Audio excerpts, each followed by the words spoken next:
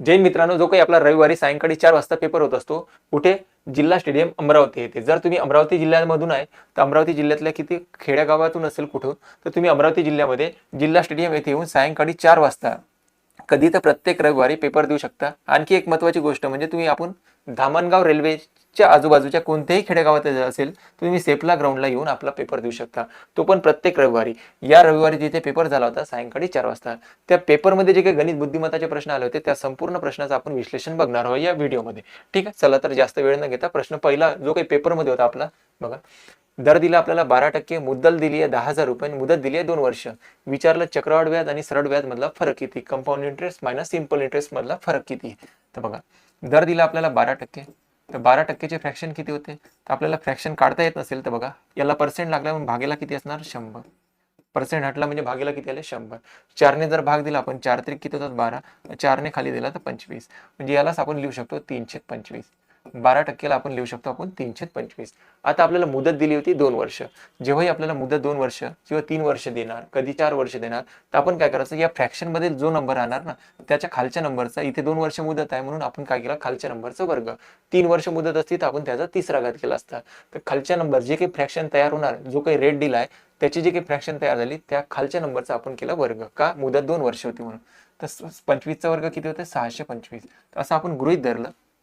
जे काही प्रिन्सिपल होती म्हणजे अमाऊंट जे काही होती, मुद्दल जे काही होती ती होती 625 युनिट, असं आपण गृहीत धरलं. 2 वर्षाचं काढायचं आहे आपल्याला. ते पहिलं वर्ष आणि हे दुसरं वर्ष. आता पहिल्या वर्षी रेट कोणता आहे 12%, दुसऱ्या वर्षी बदललं तरी टेन्शन नाही आपल्याला. पहिल्या वर्षी 12%, या 12%ला आपण लिहिलं कसं तर 325. मग पहिल्या वर्षी रेट लागणार आहे 325 आणि दुसऱ्या वर्षी पण सेमच रेट आहे 325.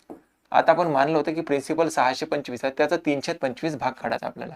625चा 325 भाग कसा निघेल, तर 625 गुणिले 325. बघा 25ने इथे भाग जर दिला तर 25चा वर्ग आहे हा. 25 तरी किती ते 75. पहिल्या वर्षी व्याज आलं 75, दुसऱ्या वर्षी याच मुद्दलावर या रेटनं व्याज किती येणार 75 युनिट. किती युनिट 75 युनिट. बरोबर, इथपर्यंत क्लिअर आहे. त्याच्यानंतर जेव्हा आपल्याला पहिल्या वर्षी मुद्दलावर व्याज मिळालं, दुसऱ्या वर्षी या मुद्दलावर हे व्याज मिळालं, परंतु दुसऱ्या वर्षाच्या आधी एक व्याज लागलं होतं, याच्यावर पण व्याज लागणार. कोणत्या रेटनं लागेल 12%. 12% म्हणजेच किती 325. या 75चा 325 भाग काढावा लागेल आपल्याला. तर 75चा 325 भाग किती होते बेटा 325. तर 25 एक 25, 25 त्रिक 75, 3 त्रिक किती होते 9, तर 9 युनिट. आता जर आपल्याला विचारलं असतं प्रश्नामध्ये 2 वर्षाचं चक्रवाढ व्याज सांगा किती, तर 2 वर्षाचं चक्रवाढ व्याज सांगा म्हटलं, कंपाऊंड इंटरेस्ट सांगा असं विचारलं असतं, तर आपण काय केलं असतं 75 आणि 75 150, 150 आणि 9 किती झालं असतं 159 युनिट. परंतु आपल्याला ते नाही विचारलं होतं. विचारण्यात आलं होतं प्रश्नामध्ये फरक सांगा म्हणते, चक्रवाढ व्याज सरळ व्याज मधला फरक किती. तिथे मी लागेल तर डिटेल सांगायचं असतं, तर सिंपल इंटरेस्ट सांगा किती, तर सिंपल इंटरेस्ट आलं असतं 75 आणि 75 किती 150. जर आपल्याला विचारलं असतं कंपाऊंड इंटरेस्ट CI म्हणजे कंपाऊंड इंटरेस्ट सांगा किती, 75, 75 आणि 9 या दोघांची बेरीज केली तर 159 रुपये. आणि आपल्याला प्रश्नात विचारलं होतं सिंपल इंटरेस्ट आणि कंपाऊंड इंटरेस्ट म्हणजे compound interest minus simple interest याच्यामधला फरक सांगा किती. तर बघा या दोघांमध्ये फरक किती आला 9 युनिट. किती युनिटचा आला 9 युनिटचा. तसेही जर तुम्ही पाहिलं तर 75, 75 आणि हा जी काही तिसरी स्टेप बनली आपली, हा राहते आपला चक्रवाढ व्याज सरळ व्याज मधला फरक. ठीक आहे, चक्रवाढ व्याज सरळ व्याज मध्ये फरक किती आला 9 युनिट. आता आपल्याला प्रश्नामध्ये दिलं होतं मुद्दल बरोबर दिली आहे 10,000. तर आपण काय मानलं होतं मुद्दल, तर मुद्दल आपण मानली होती 625 युनिट. एका 625 युनिटची किंमत किती दाखवता प्रश्नामध्ये 10,000. तर एका युनिटची किंमत किती, याला 625 ने भाग देऊन द्या. तर 25 ने भाग दिला तर 25 25 625, 25 चौक होते बेटा 100. पण 25 8 200 होतात, तर इथं 400, तर 25 16 400. तर एका युनिटची किंमत आली 16. आपल्याला विचारण्यात आलं होतं प्रश्नामध्ये फरक सांगा किती, तर फरक होता 9 युनिट. एका युनिटची किंमत 16 आहे, तर 9 युनिटची किंमत किती ना 16 9 किती होतात 144. तर 144 चक्रवाढ व्याज सरळ व्याज मधला आपला फरक आला. तसं तर प्रश्न इथे संपत होता, मी तुम्हाला हे डिटेल सांगितलं. चलो आगे. म्हशीच्या 400 लिटर दुधात म्हणते मलाईचे प्रमाण आहे 11%. तर म्हशीचं एक 400 लिटरचं दूध आहे, यम म्हणजे म्हैस. याच्यात 400 लिटरचं दूध आहे, याच्यात मलाईचं प्रमाण आहे 11%. तर 400चं 11% जर काढलं तर 11 चौक किती येते 44 लिटर मलाई येते. मलाईचं प्रमाण किती ना 44 लिटर. त्यानंतर 600 लिटर दुधात मलाईचे प्रमाण आहे 8. गाईचं आहे, जी म्हणजे गाय. 600 लिटरचं मिश्रण दूध आहे, त्याच्यामध्ये मलाईचं प्रमाण किती दिलं 8%. तर 8 भागेला येणार 100. 0 0 कॅन्सल, 8चं कम किती येते 48 लिटर, 48 लिटर मलाई. त्याच्यानंतर काय म्हटलं, जर दूध एकत्र केली, हे दोन्ही प्रकारचे जर हे सर्वचे सर्व दूध एकत्र केले म्हणजे 400 लिटर म्हशीचे आणि गाईचे आहे 600 लिटर, हे दोन्ही एकत्र केले तर टोटल मिश्रण किती लिटर होणार, 1000 लिटर. नंतर काय म्हणण्यात आलं, त्या मिश्रणात मलाईचे प्रमाण सांगा किती टक्के होईल. तर 44 लिटर इथे मलाई झाली, इथे 48 लिटर, टोटल जर केली तर 4 आणि 8 होते 1202, हात चाललाय 4 आणि 4 8 आणि एक किती होतं 9, 92 युनिट काय होणार मलाईचं प्रमाण होणार. तर आपल्याला विचारण्यात आलं होतं किती पर्सेंटमध्ये सांगा किती, तर गुन्ह्याला 100 करा. 0 ने 0 कॅन्सल झाला, 1 वर 1 0 आहे तर वरच्या संख्येमध्ये पॉईंट नंतर एक संख्या येणार म्हणजे उत्तर किती येणार 9.2%, 9.2%. आलं लक्षात. चलो आगे. इथे दिला ए स्क्वेअर प्लस बी स्क्वेअर बरोबर दिलाय 325, नंतर दिला ए प्लस बी बरोबर 23, नंतर ए गुणिला बी बरोबर दिला 102. तर विचारलं ए मायनस बीचा बरोबर किती, ए मायनस बी ची किंमत आपल्याला विचारली. बघा तुम्हाला एक फॉर्म्युला आहे, कोणता, सॉरी, ए मायनस बीचा स्क्वेअर. ए मायनस बीचा स्क्वेअर जर म्हटलं तर काय होते, ए स्क्वेअर प्लस बी स्क्वेअर मायनस 2ab होते, बरोबर का नाही. मायनस काय होते 2ab, पक्का इथपर्यंत लक्षात आहे. तर ए मायनस बीचा स्क्वेअर जर म्हटलं तर ए स्क्वेअर प्लस बी स्क्वेअर मायनस 2ab होतं, मायनस 2ab. आता आपल्याला प्रश्नामध्ये याची किंमत दिली आहे, ए स्क्वेअर प्लस बी स्क्वेअर. बघा ए स्क्वेअर प्लस बी स्क्वेअरची किंमत किती दिली आहे 325, ठेवा इथे. नंतर मायनस 2 गुणिला ए गुणिला बी ची किंमत दिली आपल्याला, ए गुणिला बी ची किंमत किती दिली आहे 102. तर मी असं म्हणू शकतो 102 गुणिला 2, 102 गुणिला 2. इथपर्यंत क्लिअर आहे, ठीक आहे म्हणा सर तुम्ही. आता इथे झाले 325 मायनस 102 गुणिला 2 म्हटलं तर किती होणार 204. आता 325 मधून 204 मायनस करायचे आपल्याला, 5 मधून 4 मायनस झाले तर 1, 2 मधून 0 मायनस झाला 2 आणि 3 मधून 2 मायनस झाले 1. इथे आलं ए मायनस बीचा स्क्वेअर, ए मायनस बीचा स्क्वेअर. ओके. तर आपल्याला समजलं की ए मायनस बीचा स्क्वेअरची किंमत किती आहे, तर 121 आहे सर. आता मी इथून स्क्वेअर हटवून टाकतो आणि याला लावतो रूट, म्हणजे इथून आपल्याला ए मायनस बी ची किंमत मिळणार. ए मायनस बी ची किंमत किती येणार 11. आणि आपल्याला प्रश्नामध्ये तेच विचारलं होतं ए मायनस बी ची किंमत किती, ए मायनस बी ची किंमत किती आहे बेटा 11. तर 11 आपल्या प्रश्नाचं काय होतं करेक्ट उत्तर होतं. चलो आगे. 50 रुपये एक याप्रमाणे एका दुकानदाराने 100 वस्तू खरेदी केल्या, म्हणजे 50 रुपयाची एक याप्रमाणे 100 वस्तू खरेदी करते. तर 50 रुपयाची एक वस्तू आहे, अशा त्याने 100 वस्तू खरेदी केल्या, 100 वस्तू खरेदी केल्या. लक्षात घ्यायचा सोपी जरी आहे परंतु चुकते. तर 50 गुणिला 100 म्हटलं तर 5000 रुपये काय झाली त्याची खरेदी किंमत झाली, हे झाली त्याची खरेदी. ओके. चलो आगे. मग पुढं काय म्हटलं प्रश्नामध्ये, जर त्यातील 2 वस्तू खराब झाल्यामुळे फेकून दिल्या, 2 वस्तू काय झाल्या 100 मधल्या खराब झाल्या फेकून दिल्या, उरलेल्या वस्तू त्याने 60 रुपये याप्रमाणे विकल्या. आता 100 होते त्याच्यामधून 2 वस्तू खराब निघाल्या, तर मग त्याने काय केलं खराब वस्तू फेकून दिल्या, म्हणतात आता वस्तू किती राहिल्या 98 वस्तू राहिल्या बेटा. आणि प्रत्येक वस्तू विकली त्याने 60 रुपयाला. तर प्रत्येक वस्तू कितीला विकली त्याने 60 रुपयाला. तुम्ही इथे कम्पेअर केलं असतं तरी चाललं असतं. 60 रुपयाला विकली, तर मग 60 रुपयाला विकली तर टोटल कितीला विकल्या 0, 8 सकम 48, 8 हातचे आले 4, 9 गुणिला 6 म्हटलं 54, 54 आणि 4 किती होते 58, म्हणजे 5880 रुपयाला विकले असेल. हे झाली त्याची विक्री. तर तुम्हाला दिसत आहे इथं 5000 रुपये खरेदी आहे आणि 8880 रुपये काय ते विक्री आहे. तर तुम्हाला नफा किती दिसला, तर नफा होणार आहे सर. तर तोटेवाले तर ऑप्शन गायब करून टाका, तोटा तोटा, एक तर 17.6 आहे नाही तर 16.6 आहे. तर नफा होणार आहे. तर 5000 रुपये खरेदी आहे आणि 5880 ला विकत आहे, तर नफा होते सर 880 रुपये. हा झाला त्याला नफा. परंतु आपल्याला पर्सेंट मध्ये काढायचा आहे तर खरेदीवर निघत असतो नफा तोटा. तर खरेदी किती आहे त्याची 5000 रुपये, त्यामध्ये नफा किती मिळवला त्यानं 8800 रुपये. विचारण्यात आलं की पर्सेंट मध्ये सांगा बा 100% मध्ये किती. तर पहा 2 0 ने 2 0 कॅन्सल झाले, 1 0 ने 1 0 कॅन्सल झाला. कधी लक्षात ठेवा आता इथून पुढे जेव्हाही आपण 5 ने कोणत्या नंबरला भाग देतो तर वरच्या नंबरची दुप्पट करायची आणि 1 करानंतर पॉईंट द्यायचा. तर 88 ची दुप्पट किती होते, 5 ने भाग देतो ना, तर आपण काय करायचं वरच्या नंबरची करायची दुप्पट आणि भागेल त्याच्यानंतर पॉईंट नंतर 1 नंबर द्यायचा. तर 88 ची दुप्पट करायची, 8 2 किती होते 1600, 6 हातचा 1, 8 2 16, 16 ने किती ना 17, म्हणजे 17.6%. नाही तर तुम्ही 5 ने भाग देऊन बघा तुम्हाला इथे 17.6. ओके, काही चुकलं नाही ना. बघा नेक्स्ट 25 18 x 20 17 20 21 25 या प्राप्तांकांचे मध्यमान. मध्यमान म्हणजे दुसरं तिसरं काही नाही होत, तर त्याची काय होते सरासरी होते. आता आपल्याला डिटेल करायचं असतं तर आपण असं केलं असतं, 25 पहिली संख्या दिली आहे, दुसरी दिली आहे 18, या x ला त्या बाजूने पाठवून देऊ आपण. नंतर दिला 20 17 20 प्लस 21 प्लस 25 आणि प्लस किती आहे एक्स आहे. या सर्व नंबरची बेरीज, आपलं सरासरी सूत्र काय, तर एकूण संख्यांची बेरीज करा भागीला एकूण संख्या करा, सरासरी मिळते. तर पहिला नंबर, दुसरा, तिसरा, चौथा, पाचवा, सहावा, सातवा आणि 8, एकूण संख्या झाली 8. या सर्व नंबरचा ॲव्हरेज किती दिला आपल्याला, 21 दिला. जर डिटेल करायचं झालं असतं तर सर्व नंबरची बेरीज भागीला एकूण संख्या केलं असता आपल्याला सरासरी मिळाली असती.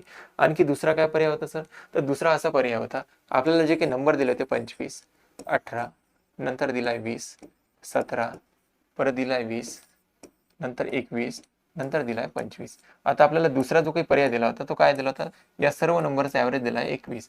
हे तर झाली एक डिटेलवाली पद्धत. या पद्धतीने तुम्ही डिटेल करून उत्तर काढू शकता, एक्सची किंमत काढता. जर आपल्याला दुसरं आणखी मेथडनं करायचं असतं काय केलं असतं, या सर्व नंबरचा ॲव्हरेज किती दिला होता, 21 दिला होता. आता आपण काय करायचं, या 21 सोबत या नंबरची कंपॅरिझन करायचं, तुलना करायची. 21 पेक्षा ही संख्या किती लहान मोठी आहे, तर तुम्ही म्हणा सर 4 ने मोठी आहे. 21 पेक्षा ही संख्या किती लहान आहे, ते 3 ने लहान आहे सर. 21 पेक्षा ही संख्या 1 ने लहान आहे सर. 21 पेक्षा हा नंबर कितीने लहान आहे, तर सर 4 ने लहान आहे. 21 पेक्षा ही संख्या 1 ने लहान आहे. 21 पेक्षा ही संख्या 0 कमी जास्त आहे सर, काहीच जास्त नाही काहीच कमी नाही आहे. 21 पेक्षा ही संख्या किती मोठी आहे, तर 4 ने मोठी आहे. बरोबर झालं इथपर्यंत. आता जो यांचा इफेक्ट पण कमी जास्त होतो तो आपल्याला सरासरीमध्ये ॲव्हरेजमध्ये वाढून टाकावा लागेल. तेच राहणार आपली एक्सची किंमत. तेच कशाची किंमत राहणार, एक्सची किंमत. पहा आता इथे हा प्लस मध्ये हा मायनस मध्ये ते कॅन्सल झाला, -4 + 4 ने कॅन्सल झाला. आणखी काय होऊ शकते इथं, हा -3 आहे ना हा -1 आहे, या दोघांची बेरीज केली, मायनस चिन्ह येणार, -4 न +4 कॅन्सल झाला. ओव्हरऑल जर इफेक्ट पाहिला या सर्व नंबरमध्ये तर एकची कमी आली. एकची कमी आली का, कारण की हा जो काही नंबर असेल तो एक न काय असेल, ॲव्हरेज पेक्षा जास्त असेल. मग ॲव्हरेजमध्ये आपण इथे मायनस झाला ना, याला बॅलन्स करण्यासाठी आपल्याला काय करावं लागेल, प्लस. 1 + 1 मायनस जर झालं तर आपलं बॅलन्स बरोबर राहणार. तर इथे 1 न कमी झाली, तिथे आपल्याला 1 न वाढ करावं लागेल. त्या एक्सची किंमत दुसरी तिसरी काही नसून ते एक्सची किंमत किती आहे बेटा, 22 आहे. तर तुम्ही डिटेलही करू शकता, ह्या मेथडने पण करू शकता. तुम्हाला जर आणखी डिटेल शिकायचं असेल तर तुम्ही क्लास लावून येऊ शकता, त्याच्यामध्ये डिटेल होते. आता बघा हा एकदम सोपी प्रश्न होता, दिसायला थोडा अवघड होता परंतु प्रश्न खूप इझी होता. पहा तर 2x घातांक x चा वर्ग दिलाय, प्लस दिलाय, जसं दिलाय तसं मांडण्याचा प्रयत्न करा. 2x चा वर्ग प्लस दिला 5x, नंतर दिला -8, नंतर यांची करायची बेरीज आपल्याला. नंतर काय करायचे, पुढे बेरीज दिलाय तर बेरीज करून घेऊ आपण. 7x वर्ग, नंतर -9x, नंतर काय तर मायनस प्लस आहे 3, सॉरी प्लस किती आहे 3 आहे. ओके, या दोघांची आपल्याला बेरीज करायची होती, लक्षात ठेवा. त्याच्यानंतर हे जे काही नंबर दिलाय हा काय आहे, मायनस मध्ये दिलाय. आता हा मायनस आत बाहेर दिलाय तर हा मायनस जाणार आतमध्ये, हा मायनस करेल. नंतर या मायनस गुणिले मायनस म्हटलं तर प्लस करेल. या मायनसने या मायनसला गुणाकार केला तर प्लस होणार. म्हणजे इथून असं होणार, -9x वर्ग प्लस होणार किती आहे 4x प्लस होणार 6. आता लक्षात ठेवा तुम्हाला काय करायचं, काय या दोन नंबरला आपल्याला बेरीज करायची आणि त्याच्यानंतर हा तिसरा नंबर काय करायचा आपल्याला, मायनस करायचा आहे. तिसरा नंबर काय करायचा बेटा, मायनस करायचा आहे. तर आधी पहा 2x आणि 7x या दोघांची बेरीज केली तर 9x वर्ग, खाली 9x वर्ग, हा वरचा प्लस मध्ये हा मायनस मध्ये, तर काय होणार, हे कॅन्सल. ठीक आहे. बघा आता इथं 5 प्लस मध्ये आहे, 9 मायनस मध्ये आणि त्यानंतर 4 पण प्लस मध्ये दिलेले आहे. हा 4x आणि हा 5x किती झाले, 9x झाले आणि हा -9x, तर हे सर्वचे सर्व घटना काय होणार, इथून कॅन्सल होणार. ओके, नंतर 8 मायनस मध्ये आहे, 3 प्लस मध्ये आहे आणि 6 पण प्लस मध्ये आहे. तर या दोघांची बेरीज झाली, हे झाली 9, 9 मधून 8 मायनस झाले तर किती राहणार, 1. तर या प्रश्नाचं उत्तर किती होतं, 1. चलो आगे. एका अभयारण्यात जेवढी पक्षी आहेत त्याच्यापेक्षा 1/2 आकाशात विहार करत आहे, म्हणजे आकाशात फिरत आहे म्हणते. 1/3 पक्षी झाडावर बसलेले आहे, 1/3 पक्षी जमिनीवर दाणे टिपत आहे आणि उरलेले 45 पक्षी तलावात पोहत आहे. जेव्हाही आपल्याला एखादा नंबर देईल त्या नंबरचा समजा आपल्याला 1 2 1/2 किंवा 1/3 किंवा 1/4 असा नंबर काढायचा आहे, त्यावेळेस एकदम बेस्ट उपाय काय, 1/2 1/3 आणि 1/8 होता ना, 1/8 होता. त्यावेळेस काय बेस्ट उपाय, तर हा जो काही खालचा नंबर राहणार याचा छेदस्थानचा अंक त्या नंबरने भाग जाणारी एखादी संख्या शोधून घ्यायची. आता इथं 2 आहे, 3 आहे, 8 आहे. तर 2 3 8 ने भाग जाणारी संख्या कोणती आहे, तर 2 3 8 चा लसावी किती येते, तो येणार 24. तो किती येणार 24. मानला आपण टोटल पक्ष्यांची संख्या आहे 24 असं गृहीत धरलं, त्याचा 1/2. आता 24 चा 1/2 जर काढला तो किती येते बेटा, 12 येते. या 24 चा 1/3 जर म्हटलं तर किती येते, 8 येते. तर 24 गुणिला 1/3, बघा इथे करून दाखवतो मी. 3 8 24 येते. या 24 चा 1/8 भाग जर काढला तर 24 गुणिला येणार 1/8 भाग. तर 8 1 8 8 3 24, तो येणार 3 युनिट. आता पहा टोटल पक्ष्यांची संख्या किती मानली आपण, 24 मानली. 24 मधले 12 काय करत आहे, अर्धे पक्षी काय करतात, आकाशात गमन करतात. हे आकाशात गमन करणारे, म्हणजे आकाशात गमन करणारे, लक्षात ठेवा शॉर्टकट मध्ये. 103 पक्षी झाडावर बसलेले आहे. म्हणजे किती पक्षी झाडावर बसले बेटा, 8 युनिट पक्षी काय झाडावर बसलेले आहे. त्यानंतर 108 पक्षी जमिनीवर खेळत आहे. हे जमिनीवर खेळणारे किती, 3 पक्षी. 8 आणि 10 12 आणि 8 किती होतात, 20 होतात. 20 आणि 3 किती होतात, 23 होतात. आता 24 मधून 23 तर हे सर्व कार्यकर्ते खतम झालेत. आता शिल्लक राहिले किती, 1 युनिट पक्षी. किती पक्षी शिल्लक राहिले, 1 युनिट. आता शिल्लक राहिलेल्या प्रश्नात म्हटलंय उरलेले 45 पक्षी काय तलावात पोहत आहे. आपल्या मते शिल्लक राहिले 1 युनिट. 1 युनिटची किंमत दाखवता प्रश्नामध्ये 45 आहे. प्रश्न काय सोपी झाला ना. आता 1 युनिट म्हणजे आपल्याकडे तर शिल्लक राहिले 1च युनिट. 1 युनिटची किंमत दाखवता प्रश्नामध्ये 45 पक्षी शिल्लक आहे, म्हणजे पोहत आहे. आता आपण टोटल पक्षी जर काढायचे असेल ना, एकूण पक्षी किती मानले होते, 24 युनिट. तर एकाची किंमत 45 आहे, तर 24 ची किंमत किती, तर 24 गुणिले 45 करून घ्या तुम्ही. तुम्हाला डायरेक्ट उत्तर मिळते. तर 5 चोक 20 0 आजचे आले 2. 5 दोन्ही 10, 10 2 किती होते, 12. त्यानंतर 4 चोक 16, 16शी 6 आजचाला 1. 4 दोन्ही 8, 8 आणि किती होतात, 9 होतात. हे झाले 0, हे झाले 8, 9 1 10. टोटल एकूण पक्ष्यांची संख्या जर विचारलं तर किती होणार, 1080. 1080 प्रश्नाचं आपलं करेक्ट उत्तर आहे. जेव्हाही एखाद्या नंबरचा आपल्याला 1/2, 2/3, 3/4 असं जर काढायचं असेल ना, आपण खालच्या नंबरने भाग जाणारी एखादा नंबर मानून घ्यायचा टोटल अमाऊंट. ठीक आहे, चलो आगे. एक समभुज त्रिकोणाचे क्षेत्रफळ दिलं आहे 100√3 चौरस सेंटीमीटर आहे. तर समभुज त्रिकोणाची परिमिती काढायची आपल्याला किती. तर समभुज त्रिकोणाचं आपल्याला सूत्र माहित पाहिजे क्षेत्रफळाचं. तर समभुज त्रिकोणाचे क्षेत्रफळ जर काढायचं आहे तर एक फॉर्म्युला येतो, कोणता, तर रूट मध्ये 3 भागेला 4 गुणेला बाजूचा वर्ग. हे आपलं समभुज त्रिकोणाचं क्षेत्रफळ काढण्याचं आपलं काय तर सूत्र आहे. तर समभुज असते कसं तर दाखवून देतो इथे. समभुज असते कसं, ज्याच्या सर्व भुजा काय तर समान आहे याला म्हटलं जाणार समभुज. ज्याच्या सर्व बाजू काय तर समान त्याला म्हटलं जाणार समभुज. त्याचं क्षेत्रफळ जर काढायचं आहे तर √3 भागेला 4 गुणेला बाजूचा वर्ग. आता क्षेत्रफळाची किंमत किती दिली आपल्याला, क्षेत्रफळाची किंमत दिली आहे सर 100 रूट गुणेला 3. 100 गुणेला रूट मध्ये 3 हे दिली आहे क्षेत्रफळाची किंमत. बरोबर, क्षेत्रफळाचा फॉर्म्युला काय असते, √3 भागेला 4 गुणेला असते साईडचा वर्ग. याला मी ए म्हणतो, एचा स्क्वेअर. बाजू म्हणजे काय तर ए झाली. ठीक आहे, आता घेऊन या इकडे. इथे हा भागेला इकडे आल्यानंतर गुणेला होणार, तर √3 ना √3 कॅन्सल. 4 भागेला इकडे आल्यानंतर गुणेला, तर 4 गुणेला 100 आणि बरोबर येणार साईडचा काय स्क्वेअर. ए म्हणजे आपण साईड मानली, लिहितो इथे ए ए आणि ए.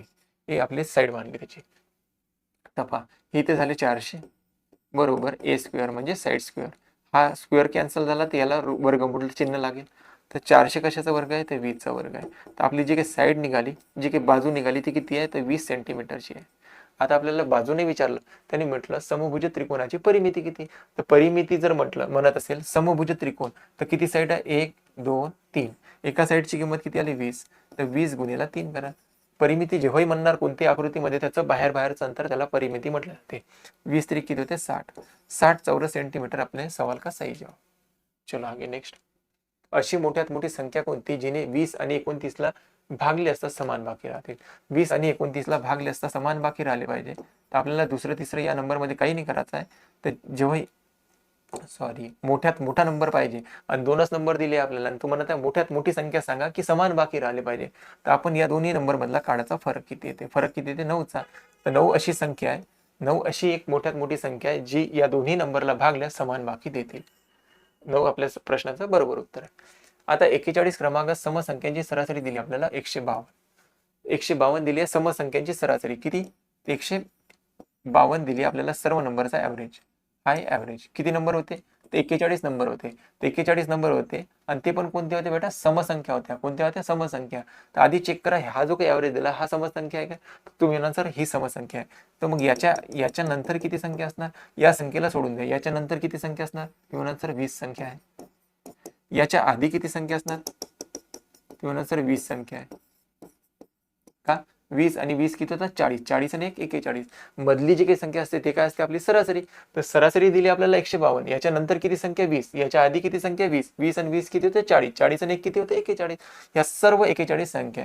आता या बाजूने जर गेलं तर आपण कमी कमी होत जाणार, या बाजूने जर गेलो तर आपल्याला काय होणार, संख्येची वाढ होणार.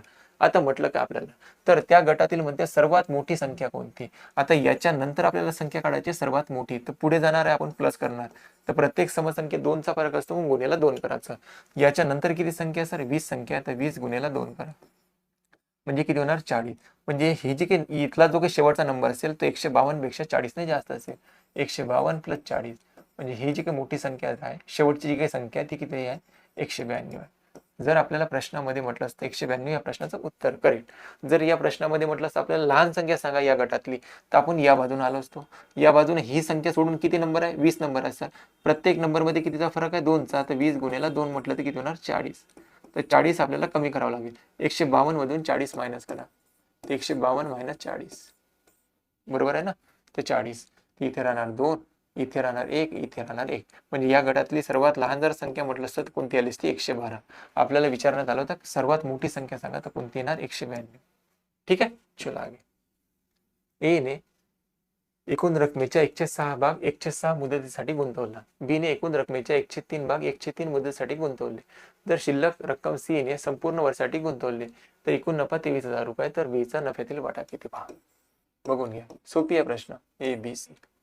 106 भाग 106 मुदतीसाठी. आता सांगितलं तुम्हाला कोणत्याही संख्येचा 103 102 भाग जर काढायचा आहे, एखादा नंबर आहे आणि त्या नंबरचा आपल्याला 102 103 भाग काढायचा असेल तर आपण काय करायचं, तर त्या संख्येचा काढायचा आपल्याला 16 106 भाग, त्याच्यानंतर 103 भाग, नंतर शिल्लक राहिलेली रक्कम सी ला.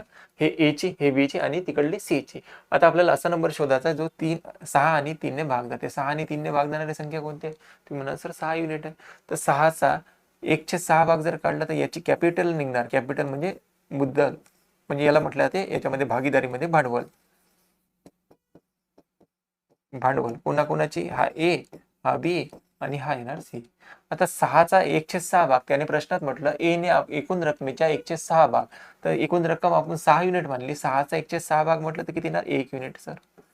बी ने आपल्या एकूण रकमेचा भाग, एकूण रकमेच्या 103 भाग, तर 6चा 103 भाग जर काढला तो किती येते, 2 युनिट येते, बरोबर का नाही. तो येणार 2 युनिट. टोटल अमाऊंट किती आहे, 6 युनिट. 6 मधलं 1 युनिट इथं, 2 युनिट इथं, टोटल झाले 3. तर शिल्लक राहिलेला किती आहे, 3 युनिट रक्कम. ती कोणी गुंतवली असेल, सी ने. आता यांच्या भांडवलाचं जर गुणोत्तर पाहिला आपण, म्हणजे यांनी जे काही कॅपिटल लावली आहे त्यांचा रेशो, तो किती आला, 1 आला सर. याचा 2 आला आणि याचा आला 3. कोणाचा, सीचं 3 युनिट. आता त्याच्यानंतर काय म्हटलं आपल्याला प्रश्नामध्ये, त्यानंतर आपल्याला प्रश्नामध्ये म्हटलं की मुदतीच्या 106. आता मुदत टोटल किती असते बेटा, 12 महिने असते. एकूण किती महिने, 12 महिने. या 12 महिन्याचा 106 मुदतीसाठी म्हटलं ना, तर 12 महिन्याचा 106 भाग किती होते, तर 12 महिन्याचा 106 भाग होते 2 महिने. म्हणजे ए ने जो काही रक्कम गुंतवली आहे 1 युनिट रक्कम, याची मुदत किती आहे, याची मुदत आली सर 1. याच्या मुदतीचा जो काही रेशो आला तो किती आला, 2 महिन्याचा. ओके इथपर्यंत. त्यानंतर 103 भाग 103 मुदतीसाठी कोणाच्या, तर 12 महिन्याच्या 103 भाग. जर आपल्याला महिने दिले नसेल तर समजून जायचं 12 महिन्याचा व्यवसाय. तर टोटल मुदत आहे 12 महिन्याची, त्याचा 103 भाग जर काढला तो किती, ते 4 महिने. तर बी जो काही आहे आपली रक्कम 4 महिने घेऊन थांबणार. 4 महिने थांबले, याची मुदत किती झाली, 4 महिने. आणि त्यानंतर पुढं वाक्य जे काही केलं होतं, सी ने संपूर्ण वर्षासाठी गुंतवले. संपूर्ण वर्ष किती महिन्याचं असते, 12 महिन्याचं, म्हणजे सी ची मुदत झाली 12 महिने. आता आपल्याला याच्यामध्ये आणखी एक सूत्र लक्षात ठेवायचं आहे, कोणतं, की नफा वाटला जाते हा भांडवल गुणिला मुदत, जे काही दिली असेल ते यांच्या गुणोत्तरामध्ये, भांडवल आणि मुदत यांच्या गुणोत्तरामध्ये. आता भांडवलीचं गुणोत्तर पाहिलं तर 1 2 3 आलं, 1 2 3 आलं. मुदतीचं गुणोत्तर पाहिलं तर 2 4 12 आलं. आता या मुदतीच्या गुणोत्तराचा रेशो काढता येते काय, म्हणून सर या सर्व नंबरला 2 ने भाग जातो. इथे 2 ने भाग दिला तर 1, इथे 2 ने भाग दिला 2, इथे 2 ने भाग दिला तर 6. आता परत यांना भाग जातो का, नाही सर. आता वाटाचा यांना नफा. नफा कसा वाटला, ते भांडवल गुणिला मुदत यांच्या रेशोमध्ये. आता ए ची भांडवल आहे 1 युनिट, मुदत आहे 1 युनिट, 1 गुणिला 1 म्हटलं तर याला भांडवलामध्ये जे काही आपल्याला नफा भेटणार आहे, प्रॉफिट भेटणार आहे, त्या प्रॉफिट मध्ये एचा वाटा किती आहे, 1 युनिट आहे सर. त्यानंतर बी ने 2 युनिट भांडवल गुंतवली 2 युनिट मुदतीसाठी, तर टोटल याला किती रक्कम भेटणार, 2 गुणिला 2 म्हटलं तर 4 युनिट रक्कम भेटेल. ठीक आहे. त्यानंतर सी ची भांडवल आहे 3 युनिट आणि मुदत किती आहे, 6 युनिट, तर 3 गुणिला 6 म्हटलं तर किती होते, 3 गुणिला 6 म्हटलं तर 18 युनिट. टोटल जर पाहिलं तर 1 युनिट ए ने, बी ने 4 युनिट, त्यानंतर सी ने किती गुंतवली, 18 युनिट. 18 आणि 4 22, 22 आणि 1 23 युनिट. तर 23 युनिट वाटायचे आपल्याला ती रक्कम दिली आपल्याला, एकूण नफा किती आहे 23,000 रुपये. बघा हा जो काही होता हा त्यांच्या रेशो कशाचा होता बेटा, हा होता त्यांच्या नफा. हा नफा जो काही होणार आहे तो या रेशोमध्ये वाटला जाणार. तर तो टोटल काय 23 युनिट, 23 युनिटची किंमत दाखवता प्रश्नामध्ये 23,000. तर एका युनिटची किंमत किती येणार, तर तुम्ही म्हणाल सर 23,000 भागेला करा 23, तर एका युनिटची किंमत आली 1000. एका युनिटची किंमत आली 1000. आता आपल्याला विचारण्यात कोणाचा आला होता, तर विचारला बी चा नफ्यातील वाटा सांगा किती. तर बी ला मिळाला किती बेटा, तर बी ला मिळाला आहे 4 युनिट. एका युनिटची किंमत 1000 आहे, तर 4 युनिटची किंमत किती येणार 4000 रुपये. तर 4000 रुपये बी चा नफ्यातील वाटा आहे. तर प्रश्नाचं उत्तर किती आहे 4000. चलो आगे. आता इथे आणखी एक तुम्हाला 2-3 फॉर्म्युले लक्षात असायला पाहिजे होते. खूप बेसिक फॉर्म्युले आहे पहा. तर एक येते फॉर्म्युला ए प्लस बी चा स्क्वेअर. याला सॉल्व्ह जर केलं तर ए स्क्वेअर प्लस बी स्क्वेअर प्लस येते 2ab बरोबर. त्यानंतर याचाच एक फॉर्म्युला येते ए मायनस बी चा स्क्वेअर. याला जर सॉल्व्ह केलं तर ए स्क्वेअर प्लस बी स्क्वेअर आणि दुसरा येते मायनस 2ab. लक्षात ठेवा, इथे जर मायनस असेल तर इथं मायनस जाते. आता आपल्याला या फॉर्म्युला जर माहित असताना तर या प्रश्नामध्ये दुसरं तिसरं काही नव्हतं पहा. इथे याला मी ए म्हणतो, याला मी बी म्हणतो, याला परत ए म्हणेल, याला बी म्हणेल. म्हणजे इथे आपल्याला ए ची किंमत किती झाली 867 आणि बी ची किंमत किती झाली 289. काही गरज नाही या दोघांची बेरीज करा त्याच्यानंतर त्याचा वर्ग करा उत्तर काढा, काही गरज नव्हती. त्यानंतर इथे 867 ला आपण ए मानलं आणि बी ला मानलं 289 आणि त्याच दोन नंबरचा खाली गुणाकार दिला पहा, ए गुणिला बी आहे का नाही. ए गुणिला बी म्हणा किंवा एक बी म्हणा, असं जरी केलं तरी चालतंय. तर पहा आता दोन आपल्याला बेसिक हे फॉर्म्युले माहित असते तर काम निघालं असतं आपलं. आता मी काय म्हणताय, या दोन्ही संख्येमध्ये आपल्याला संबंध किती दिलाय मायनसचा दिलाय. काय कशाचा दिलाय बेटा मायनसचा दिलाय. तर आपण काय करा या दोघांची मायनस करा. तर मायनस करताना इथे मायनस, इथे मायनस येणार, इथे मायनस येणार, तर हा मायनसचा काय होऊन जाईल प्लस होऊन जाईल. बघा हा प्लस आहे तर मायनस, हा प्लस आहे तर मायनस, हा मायनस आहे तर प्लस. हे करून काय होणार तर हे कॅन्सल, हे कॅन्सल, हा प्लस आहे हा मायनस आहे, हा प्लस आहे हा मायनस आहे, कॅन्सल झाले. तर इथे प्लस प्लस होते तर 2 आणि 2 किती होते 4 आणि ए बी होते तर 4ab येणार. म्हणजे इथून असं म्हणू शकतो आपण ए प्लस बी स्क्वेअर मायनस ए मायनस बी स्क्वेअर याची किंमत किती होते 4ab. आता आपल्याला प्रश्नामध्ये पहा हेच दिलं आहे का नाही दिलंय. प्रश्नामध्ये सर ए आहे आणि इथे बी आहे, ए आहे बी आहे, त्याचा स्क्वेअर आहे का नाही आहे आणि मधात कोणतं चिन्ह आहे प्लस. त्यानंतर मधात चिन्ह कोणतं आहे मायनस आहे, तर पहा मायनस आहे का नाही आहे सर. ए मायनस बी आहे तर पहा ए मायनस बी आहे त्याचा स्क्वेअर आहे ते ए मायनस बी. याला जर आपण सॉल्व्ह केलं तर वरच्या संख्येला जर सॉल्व्ह केलं तर आपल्याला 4 गुणिला ए ची किंमत किती आहे 867 गुणिला बी ची किंमत किती आहे 289. त्यानंतर खाली काय आहे ए गुणिला बी, तर ए ची किंमत मानली होती आपण 867 गुणिला बी ची किंमत मानली होती 289. ही घटना आणि ही घटना तर कॅन्सलच होणार होती, तर उत्तर किती येणार 4. तसंही जरी केलं तर तुम्हाला बघा असं जर असेल आणि मधात संबंध मायनसचा आहे तर एक फॉर्म्युला लक्षात ठेवा, यांना जर वजाबाकी केली या दोन फॉर्म्युल्याची वजाबाकी जर केली तर वरती राहते 4ab आणि खाली आपल्याला ab दिलं होतं तर ab ने ab कॅन्सल झाला. तर अशा प्रश्नाचं उत्तर किती येणार 4. समजलं. या प्रश्नाचं उत्तर किती आहे ऑप्शन नंबर 2 4. चला, जर एखाद्या वस्तूला 5% तोट्याच्या ऐवजी 10% नफ्यावर विकले तर विक्रेत्याला 75 रुपये जास्त मिळतात. तर वस्तूची खरेदी किंमत किती विचारलं आपल्याला, कॉस्ट प्राइस सांगा किती येणार. तर मानलं आपण खरेदी किंमत आहे वस्तूची 100 युनिट. आपल्याला वस्तूची खरेदी किंमत वगैरे काही दिले नसेल तर आपण मानून घ्यायचं 100 युनिट आहे. आता आपल्याला 5% नफ्यानं जर एखादी वस्तू तोट्यानं विकली तर आपण कितीला सेल करू. तुम्ही म्हणा सर 100 ची वस्तू 5% तोट्यानं विकली तर 95 युनिटला विकावं लागेल, म्हणजे आपल्याला ऑटोमॅटिक 5% तोटा होणार. जर 30 वस्तू 75 रुपये 10% नफ्यानं विकली असती, जर एखादी वस्तू आपण 100 रुपयाची मानली त्या वस्तूची खरेदी किंमत आणि आपल्याला त्याला 10% नफ्यानं जर विकायची आहे तर कितीला विकणार सर 110 युनिटला. 10% नफ्यानं विकली तर विक्रेत्याला म्हणते 75 रुपये जास्त मिळाले. तर 5% नफ्या तोटेवाली किंमत आणि 10% नफ्यावाली किंमत या दोन्हीमध्ये कितीचा फरक आला, किती रुपये जास्त मिळत आहे. तर तुम्ही म्हणाल सर 15 युनिट जास्त मिळाले. तर 15 युनिटची किंमत दाखवता प्रश्नामध्ये 75 रुपये जास्त मिळाले. तर 15 युनिट म्हणजे 75, तर 1 युनिट म्हणजे किती, याला 15 ने भाग द्या. तर 15 1 15, 15 5 75. एका युनिटची किंमत आली सर 5. आपल्याला विचारण्यात आलं होतं त्या वस्तूची खरेदी किंमत किती, तर कॉस्ट प्राइस किती. तर कॉस्ट किती मानली आपण 100 युनिट, तर 100 गुणिला करायला लागेल आपल्याला 5. त्या वस्तूची खरेदी किंमत किती येणार 500 रुपये. तर 500 रुपये आपल्या प्रश्नाचं करेक्ट उत्तर आहे. म्हटलं इथे चतुर्थ प्रमाणपद किती. जेव्हाही आपल्याला 3 पद दिली आहे लक्षात ठेवा, पहिलं पद ए, दुसरं बी, तिसरं दिलं आहे सी आणि आता आपल्याला 3 पद देऊन विचारणार चौथ्या नंबरचं पद सांगा, चतुर्थ प्रमाणपद काढा. तर आपण 4 नंबरवर x ठेवायचा. जर आपल्याला 3 पद दिली आणि द्वितीय प्रमाणपद सांगा किती, तर आपण दुसऱ्या नंबरवर x ठेवायचा. ज्या नंबरचा विचारलाय तिथे आपण x ठेवायचा. आपल्याला म्हटलं होतं चतुर्थ पद किती, तर पहिलं, दुसरं, तिसरं, चौथं.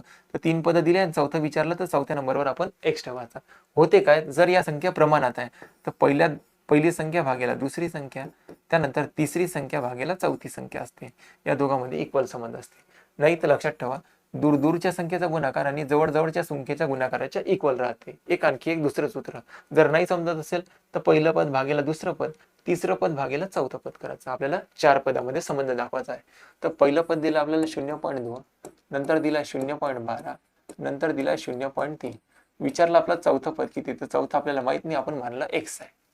तर 0.2 भागेला 0.12 बरोबर तिसरं पद आहे 0.3 भागेला x. आता होणार काय, या दोघांचा गुणाकार 0.2 गुणिला होणार x बरोबर 0.12 गुणिला 0.3. आता हा भागेला इथे गुणिला इकडे आल्यानंतर भागेला, तर x बरोबर 0.12 गुणिला 0.3 भागेला येणार 0.2. पाहू शकता तुम्ही, इथे पॉईंट नंतर एक संख्या, खाली पॉईंट नंतर एक संख्या, तर पॉईंट टोटल पॉईंटच कॅन्सल करून टाकू. इथे पॉईंट नंतर 1 नंबर, 2 नंबर आणि एक 3 नंबर. खाली पॉईंट नंतर पाहिलं तर एकच नंबर आहे. वरतं पॉईंट नंतर 3 संख्या, खाली पॉईंट नंतर एकच संख्या. तर आपल्याला सारखं करायचं आहे, तर आपण काय करू, इथे 2 0 वाढवून टाकू. आता पाहू शकता तुम्ही, वरतं पॉईंट नंतर टोटल 3 नंबर झाले आणि खाली पॉईंट नंतर 3 नंबर झाले. तर एक्स बरोबर किती येणार, तर पॉईंट पॉईंट सर्व कॅन्सल होणार, वरचा खालचे सर्व कॅन्सल झाले. वरतं राहिले 12 गुणिला 3 आणि खाली येणार 200. तर 2 ने जर भाग दिला, बे का बे आणि बे सखा होते 12. तर एक्स बरोबर आला आपल्याकडे, एक्स बरोबर 3 गुणिला 6 म्हटलं तर किती होणार 18 आणि भागेला किती आहे बेटा 100. जर खाली 1 वर जर 2 0 आहे तर वरच्या संख्येमध्ये पॉईंट नंतर 2 संख्या म्हणजे 0.18 आपल्या प्रश्नाचं करेक्ट उत्तर येणार. एक्स ची किंमत आली 0.18 आणि एक्स म्हणजेच काय मानलं होतं आपण, चौथं पद. चौथ्या पदाची किंमत किती आहे 0.18. चलो आगे. 5 केळी आणि 4 सफरचंदाची किंमत 3 केळी आणि 7 सफरचंदाच्या किमतीच्या बरोबर आहे. सोपी होतं हे पहा. 5 केळी, बी म्हणजे मानतो मी बनाना, 5 केळी आणि 4 सफरचंद, 4 ऍपल, ए म्हणजे काय तर ऍपल, बी म्हणजे बनाना, ए म्हणजे ऍपल. तर 5 बनाना आणि 4 सफरचंद म्हणजे 4 ऍपल यांची किंमत 3 केळी म्हणजे 3 बनाना आणि 7 सफरचंद 7 ऍपल यांच्या किमतीच्या समान आहे, असं आपल्याला प्रश्नामध्ये सांगितलं. पहा, 5 केळी आणि 4 सफरचंद ची किंमत 3 केळी आणि 7 सफरचंदच्या किमतीच्या बरोबर आहे. ठीक आहे. तर आपल्याला विचारण्यात आलं होतं की 1 केळी आणि 1 सफरचंद यांची किंमतीची गुणोत्तर सांगा किती. तर आपण बनाना म्हणजे बी मानलं, ऍपल म्हणजे ए मानलं. इथं बनाना आणि बी तर काढू शकतो. आता इथं 5 बी झाले, हा प्लस मध्ये इकडे नंतर मायनस मध्ये 3 बी, बीला बी कडे, बनाना कडे आले आणि ऍपल कडे जाणार. 7 ए, हा मायनस मध्ये जाणार 4 ए. इथं किती शिल्लक राहतात 2 बी बरोबर, इथं राहतात 3 ए. बनाना इथेच ठेवतो, ऍपल येणार खाली, इथे राहतात 3 आणि इथे राहतात 2. एका बनान्याची किंमत किती आहे 3 युनिट आहे, तर एका ऍपलची किंमत किती आहे 2 युनिट. आपल्याला विचारण्यात काय आलं होतं, 1 केळी म्हणजे बनाना पहिले पाहिजे 3 युनिट, त्यानंतर 1 सफरचंद याची किंमत किती आहे 2 युनिट. तर 3-2 आपल्या प्रश्नाचा करेक्ट उत्तर होतं, ऑप्शन नंबर 1. चलो आगे. एका किल्ल्यावर 150 सैनिकांना 50 दिवसाचा जेवणाची सोय होती. 150 सैनिकांचा टोटल 50 दिवसाची सोय होती. किती दिवस पुरणार होता 50 दिवस जेवणाची सोय होती. 20 दिवसानंतर 50 सैनिक किल्ला सोडून निघून गेले. 150 मधून 50 सैनिक निघून गेले. 150 मधून 50 सैनिक जर निघून गेले तर सैनिक किती शिल्लक राहिले, तुम्ही म्हणाल सर सैनिक शिल्लक राहिले 100 शिल्लक. त्यानंतर दिवस किती शिल्लक राहिले, 20 दिवसानंतर गेले. किती दिवसानंतर गेले 20, म्हणजे 50 दिवसामध्ये 20 दिवसाचं अन्न यांनी खाऊन टाकलं. आता किती दिवसात शिल्लक राहिलाय, तुम्ही म्हणाल सर 30 दिवसाचा शिल्लक राहिला. आता इथे थोडं विचार करता बरोबर, 30 दिवसाचं शिल्लक राहिलं कोणाचं, तर तुम्ही म्हणाल सर कोणाचं शिल्लक राहिलं, 30 दिवसाचं जे काही अन्न शिल्लक राहिलं कोणाचं शिल्लक राहिलं, तर ह्या 150 सैनिकांचा 30 दिवसाचा अन्नसाठा शिल्लक आहे. 150 सैनिकांचा पाहून घ्या, 150 सैनिकांना 50 दिवस पुरेल इतका न साठा होता. 20 दिवसानंतर 50 सैनिक निघून गेले. आता 50 दिवसामधून 20 दिवस जर मायनस झाले तर हे जे काही शिल्लक राहिले आहे, किती दिवस शिल्लक राहिले? 30 दिवस. मग या 30 दिवसामध्ये कोणाचा साठा राहिला शिल्लक? तर तुम्ही म्हणाल सर 150 लोकांचा राहिला, म्हणजे 150 सैनिकांचा 30 दिवसाचा अन्न साठा शिल्लक राहिला. मी लिहिलं इथं. आता कोणाला खायचं आहे? शिल्लक राहिलेल्या सैनिकांना खायचं आहे. शिल्लक राहिलेले सैनिक किती आहे? 100 आहे सर. यांना आता तो किती दिवस पुरेल? तर आपल्याला माहित नाही, तर डी दिवस पुरेल असं मानलं आपण. तर डी ची किंमत काढायची आहे. गुणिला इकडे आल्यानंतर भागेला 150 गुणिला 30 भागेला येणार 100. तर 2 0 न 2 0 कॅन्सल. 15 त्रिक किती होते? 45. किती दिवस पुरणार यांना? 45 दिवस पुरेल. आहे ऑप्शन 45 दिवस. चलो आगे. एका आयताची लांबी दिली आपल्याला 15 सेंटीमीटर आणि त्याच्या कर्णरेषेची लांबी दिली 17 सेंटीमीटर. विचारला आयताचं क्षेत्रफळ सांगा किती. तर आयत असते कसं बेटा? हा झाला आयत. हा दिला आपल्याला आयत. याच्या कर्णरेषेची लांबी दिली आपल्याला. भाऊ कर्णरेषा काढून द्यायची. हा झाला त्याचा कर्ण. आता हा कर्ण झाला तर हा झाला इथं 90 डिग्रीचा कोन. ते एक लांबी दिली आपल्याला 15. कर्णरेषेची लांबी दिली आहे 17 आणि ही साईड आपल्याला काढायची. आता इथे आपल्याला काटकोन त्रिकोण तयार झाला. आता दुसऱ्या पद्धतीने आपण काढू शकतो. कर्णाचा वर्ग मायनस पायाचा वर्ग केला तर आपल्याला उंची निघणार. तर एक ट्रिपलेट येते 8 15 17. 8 15 17 लक्षात ठेवून द्या, तुम्हाला खूप वेळा कामात पडेल. 8 15 17. एक साईड जर 17 आहे, दुसरी 15 आहे, तर तिसरी किती राहणार? 8 राहणार पायथागोरसच्या ट्रिपलेट नुसार. तर ही साईड निघाली 8. आता आपल्याला विचारलं की ते आयताचे क्षेत्रफळ सांगा किती. तर आयताचं एरिया कसं निघते, क्षेत्रफळ कसं निघतं बेटा? तर आयताचं क्षेत्रफळाचं सूत्र आहे, आयताचे क्षेत्रफळ काढायचे आपल्याला, तर लांबी गुणिला रुंदी. लांबी गुणिला काय येते? रुंदी येते. लांबी गुणिला आपल्याला रुंदी करावं लागते. तर लांबी किती आहे? 15. रुंदी जे काही निघाली तर रुंदी किती काढली आपण? 8 काढली. तर लांबी आहे 15, रुंदी आहे 8. तर 15 8 किती होते? 120. ते एरिया किती निघणार आयताचा? 120 चौरस सेंटीमीटर. तेच विचारलं होतं आपल्याला. चला जितक्या वेळात म्हणते 22 पॉईंट ए पाहिजे होता. जितक्या वेळात ए 22.5 मीटरचे अंतर कापतो तितक्याच वेळात म्हणते बी 25 मीटर अंतर कापतो. तर 1 किमीच्या शर्यतीत बी ए ला किती मीटरने हरवेल? तर तुम्हाला इथे रेसवर आधारित प्रश्न विचारला होता पहा. याच्यात आणखी शब्दाला महत्व द्या तुम्ही. जितक्या वेळेत म्हणते बी 22.5 मीटरचं अंतर धावतो तितक्याच वेळेत बी जो काही 25 मीटरचं अंतर धावतो. म्हणजे याची स्पीड जास्त आहे, याची स्पीड कमी आहे. जितक्या तितक्या जेव्हाही म्हणणार ना आपल्याला जितक्या वेळेत, म्हणजे हा टाइमचा रेशो दिला होता, तर यांच्या स्पीडचा रेशो पण काय राहणार? सारखाच राहणार. का? कारण की दोघेही सेम डिस्टन्स धावत आहे. जेव्हाही दोघे सेम डिस्टन्स धावत आहे, जो यांच्या टाइमचा रेशो राहणार सेम त्याच्या स्पीडचा रेशो पण तितकाच राहणार. तर यांचा टाइमचा रेशो जर काढला, इथे पॉईंट आहे, इथे 0 वाढवतो. 25 ना भाग जर दिला तर 25 9 होते आणि 25 10. म्हणजे यांच्या स्पीडचा रेशो किती निघाला? 9 10. म्हणजे ए चा स्पीड 9 युनिट आहे तर बी चा स्पीड किती आहे? 10 युनिट आहे. तर ए चा स्पीड बी पेक्षा किती ना, म्हणजे ए चा स्पीड बी पेक्षा किती ना कमी आहे? 1 ना कमी आहे. बरोबर का नाही? म्हणजे त्याने म्हटलं होतं 1000 मीटरची जर शर्यत आहे, 1000 मीटरची शर्यत आहे, जर ए ला धावायला लावलं तर ए चा स्पीड किती आहे? 10 मीटर पर सेकंद. तर ए किती मीटर पुढे राहणार आहे? तर 100 मीटर पुढे राहणार. बरोबर का नाही? आणखी बघा तुम्हाला बेटर समजावतो. हे झाला रेस. इथून स्टार्टिंग पॉईंट आहे, इथं आहे एंड पॉईंट. दोघांनी स्टार्ट केला इथून, ए निघाला इथून, बी निघाला इथून. आता जितक्या वेळेत ए बी इथे पोहोचणार तितक्याच वेळेत हा काय राहणार? 100 मीटर मागे राहणार. कोण? ए. कोण राहणार? 100 मीटर मागे. का? कारण की याची स्पीड जास्त आहे, याची स्पीड काय तर कमी आहे. बरोबर का नाही? आता 1000 मीटरचा ट्रॅक आहे म्हणते. हा जो काही ट्रॅक दिलाय हा किती मीटरचा आहे? 1000 मीटरचा आहे. आता मी म्हणतो 1000 मीटरचा ट्रॅक आहे तर 10 ची स्पीड आहे त्याची. 1000 मीटरचं डिस्टन्स तो कव्हर करायला किती वेळ घेणार? तर तो घेणार सर 100 सेकंद घेणार. बरोबर का नाही? 100 सेकंद घेणार. आता बी ची स्पीड आहे 10 unit metre 10 metre per second. आणि याने जर 100 सेकंद प्रवास केला तर हा इथून इथपर्यंत जितक्या वेळेत पोहोचेल ना, म्हणजे 1000 मीटर पोहोचेल तितक्याच वेळेत बी किती पोहोचणार? त्याची स्पीड आहे 9 मीटर पर सेकंद. तर 100 सेकंद जर ह्या धावायला लावलं तर हा किती सेकंद पोहोचणार? म्हणजे हा किती अंतर कव्हर करेल? 900 मीटरचं अंतर सर. म्हणजे ए जो काही आहे हा इथून इथपर्यंत पोहोचेल 900 मीटरच पोहोचणार. म्हणजे हे झालं 900 मीटर तितक्याच वेळेमध्ये ए काय करणार, इथे येऊन पोहोचणार. आता ए चालला 900 मीटर आणि बी चालला पूर्ण 1000 मीटर. आपल्याला विचारण्यात आलं होतं की बी जो काही आहे हा ए ला किती मीटरने हरवेल. जितक्या वेळेस बी इथून इथपर्यंत पोहोचते तितक्या वेळेस ए इथून इथपर्यंतच पोहोचते, इथून इथपर्यंतच पोहोचते.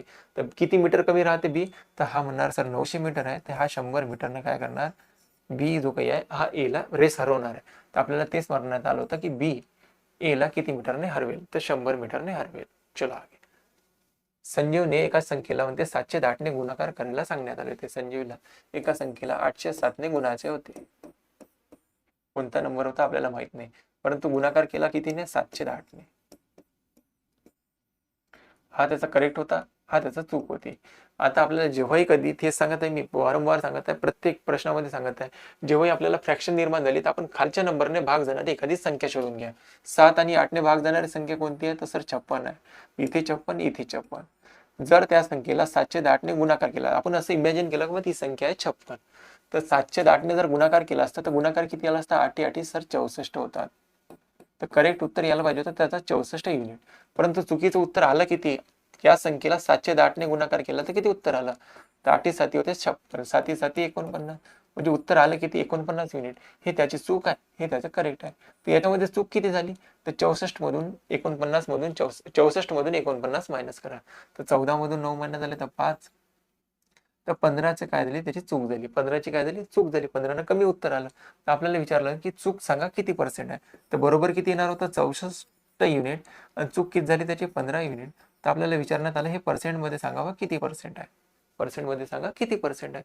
तर आता इथे तर भाग तर जाणे नाही आहे, तर पाहू लगभग मध्ये कुठे उत्तर येते, तर 4 भाग दिला तर सोडचोक होते 64, आणि 4 इथे भाग दिला तर येते 25.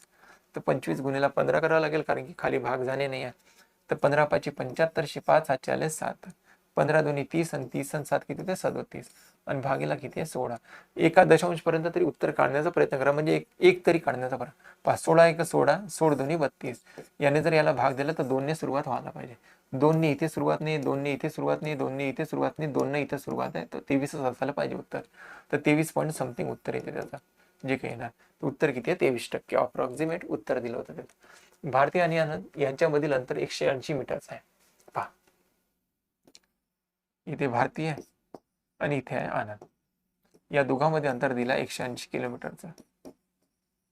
भारतीचा स्पीड दिला आहे 10 किलोमीटर पर आवर, आणि आनंदचा स्पीड दिला 20 kilometre per hour. 20 kilometre per hour वेगाने धावू लागले. तर किती वेळानंतर, आणि हे महत्वाचं आहे, एकमेकांच्या दिशेने म्हणजे समोरासमोर विरुद्ध दिशेने, कधी कधी विरुद्ध म्हणते, कधी एकमेकाच्या दिशेने म्हणते. तर जेव्हाही आपल्या दोन्ही गोष्टी एकमेकाच्या विरुद्ध दिशेने जात आहे, समोरासमोर जात आहे, एकमेकाच्या समोरासमोर जात आहे, तर अशा वेळेस या गाडीचा स्पीड आणि या गाडीचा स्पीड या दोघांची बेरीज करायची.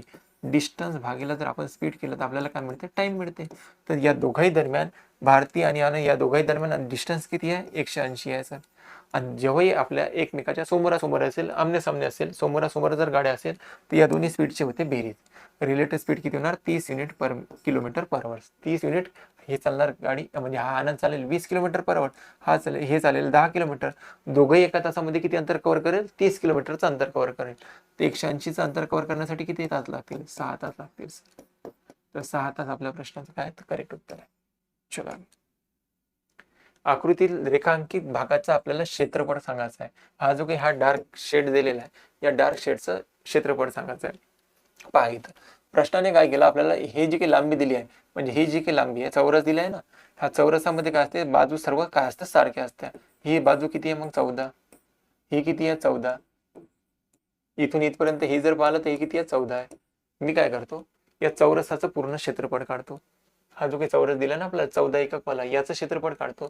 त्यानंतर हा जो काही वर्तुळ बनलेला आहे, इथे पॉईंट, हा जो काही वर्तुळ बनलेला आहे, तर चौरसाच्या क्षेत्रफळामधून मायनस करतो वर्तुळाचं क्षेत्रफळ. क्षेत्रफळ लक्षात ठेवलं का, चौरसाचे क्षेत्रफळ मायनस करतो वर्तुळ, म्हणजे हा जो काही रेखांकित भाग आहे, रेखांकित भाग निघून जाणार आपल्याला. पाहू शकता तुम्ही, हा चौरस, त्याच्यामध्ये हा जो काही सर्कल आहे, या सर्कलचा जर एरिया काढून टाकला तर हा जो काही रेषा मारलेला रेखांकित भाग आहे, या भागाचं आपल्याला काय मिळणार क्षेत्रफळ. आता 14 सेंटीमीटर 14 एकक आपल्याला त्यांनी बाजू दिली आहे. तर चौरस क्षेत्रफळाचा फॉर्म्युला काय, तर बाजूचा वर्ग. तर बाजू किती होणार 196 चौरस एकक, कारण की इथे युनिट मध्ये दिली. त्यानंतर आता वर्तुळाचं क्षेत्रफळ कसं निघणार, तर पहा ही साईड दिली आहे आणि हा वर्तुळ दिलेला आहे. याचा जो काही अर्धमाप राहणार ते काय राहणार, याचं त्रिज्या राहणार. म्हणजे इथून इथपर्यंतचं अंतर किती आहे 7 आहे सर, आणि इथून इथपर्यंत टोटल जर पाहिलं तर किती आहे 14. तर 7 एकक झाली आपली वर्तुळाची त्रिज्या. तर क्षेत्रफळाचं सूत्र काय, तर वर्तुळाच्या क्षेत्रफळाचं सूत्र आहे बेटा, क्षेत्रफळ जर काढत असेल वर्तुळाचं तर ते येते पाय आर वर्ग. तर पायची किंमत किती आहे 22/7 आणि आर काय होणार आपल्यासाठी त्रिज्या झाली सर 7, 7 गुणिले 7. तर 7 ने 7 कॅन्सल झाला, तर 22 गुणिले 7 म्हटलं तर किती होते 154. ते 154 झाला आपला एरिया कोणाचा, तर वर्तुळाचा. या दोघांची जी काही वजाबाकी येणार ते येणार रेखांकित भागाचा एरिया. ते 196 मधून 154 मायनस करायचे, 6 मधून 4 मायनस झाले तर 2 आणि 9 मधून 5 मायनस झाले तर 4. तर 42 एकक यायला पाहिजे रेखांकित भागाचा एरिया. खूप सोपी होते प्रश्न, दिसायला थोडंसं अवघड होतं परंतु खूप सोपी होता प्रश्न. एक व्यक्ती म्हणते एक विशिष्ट अंतर एका बाजूने चालत जाऊन आणि दुसऱ्या बाजूने गाडीवर बसून, म्हणजे वॉकिंग करत जाणे, चालत जाणे म्हणजे वॉकिंग करत जाणे आणि बाईकवर बसून येणे, याच्यासाठी त्याला किती तास लागते म्हणते. दुसऱ्या बाजूने गाडीवर बसून येऊन त्याला 6 तासामध्ये कापतो. हे टोटल जर्नी काय करते 6 तासामध्ये कापतो. म्हणजे वॉकिंग करत गेला आणि बाईकवर बसून आला, गाडीवर बसून आला, म्हणजे बी म्हणजे बाईक आणि डब्ल्यू म्हणजे काय तर वॉक करत जाणे आणि बाईकवर बसून येणे, याच्यासाठी त्याला किती तास लागतात 6 तास लागतात. पुढे दोन्ही बाजूने जर चालतच गेला म्हणजे वॉकिंग करत गेला असता तो आणि वॉकिंग करतच परत आला असता तर त्याला म्हणते 10 तास लागले असते. दोन्ही बाजूने चालतच अंतर गेला तर त्याला 10 तास कापतात, तो 10 तासात कापतो. तिथून आता वॉकिंगचा टाइम काढू शकतो आपण, 2 वॉकिंग बरोबर 10 तास. तर वॉकिंगचा टाइम किती येणार 10/2. म्हणजे या गोष्टीचा अर्थ होणार की जर तो पायी चालत जर त्या ठिकाणी गेला, त्या विशिष्ट ठिकाणी गेला, तर तो किती तासात जातो 5 तासात जातो. तर 5 तासात जातो तर 5 तासाची किंमत, वॉकिंगची किंमत आता आपण इथे ठेवून देऊ. हे येणार 5 प्लस, म्हणजे गाडीवर जाण्यासाठी त्या विशिष्ट ठिकाणी किती वेळ लागतो ते निघून जाणार. तर गाडीवर जाण्यासाठी त्या विशिष्ट ठिकाणी किती वेळ लागणार, 5 इकडे मायनस मध्ये जाणार. तर गाडीवर त्या ठिकाणी जात असेल तर 1 तास लागतो. किती तास लागेल मग 1 तास. एक एच म्हणजे 1 तास लागतो.